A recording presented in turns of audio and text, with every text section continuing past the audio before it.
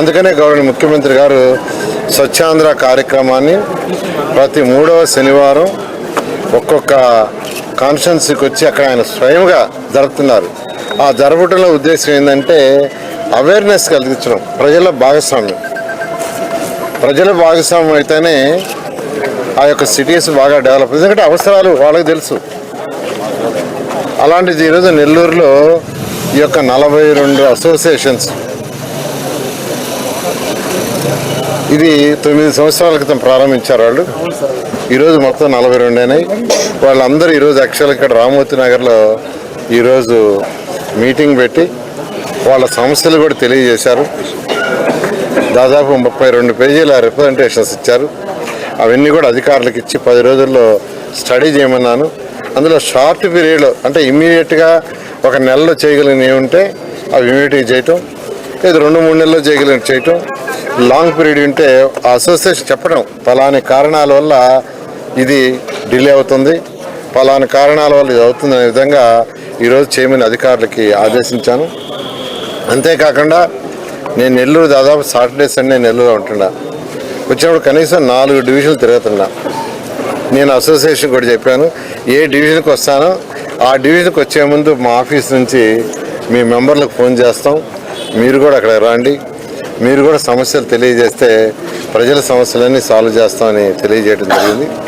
ఎందుకంటే 2014-19లోనే 1100 కోట్లతో నెల్లూరుకు under ground drainage drinking water తెచ్చాం. అయితే అనుకోకుండా ప్రభుత్వం మారటం, గత ప్రభుత్వం దాన్ని పక్కన పెట్టింది. మళ్ళీ ఈ ప్రభుత్వం వచ్చిన తర్వాత దాన్ని టేకప్ చేయాలంటే ఖజానా లేదు.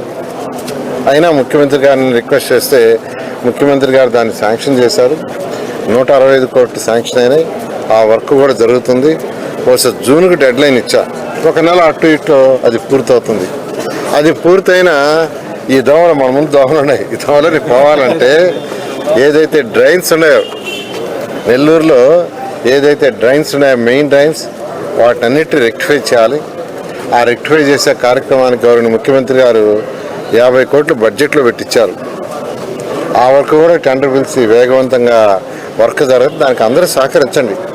ఆల్రెడీ 8వ 9వ డ్రైన్స్ మొదలు పెట్టేస్తారు వర్క్.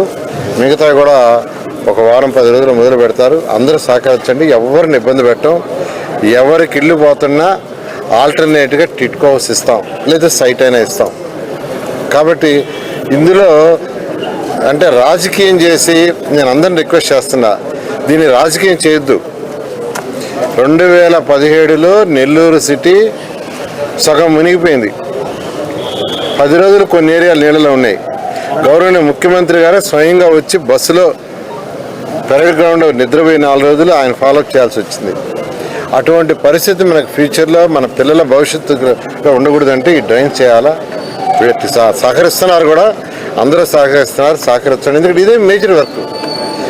ఎండ్ రోడ్స్ జరుగుతున్నాయి, ట్రీ ప్లాంటేషన్ జరుగుతుంది, డ్రింకింగ్ వాటర్ జరుగుతుంది, project door to door drainage జరుగుతుంది, స్కూల్స్ జరుగుతున్నాయి, అర్బన్ హెల్త్ సెంటర్స్ కూడా మొదలుపెట్టి. Okay sir.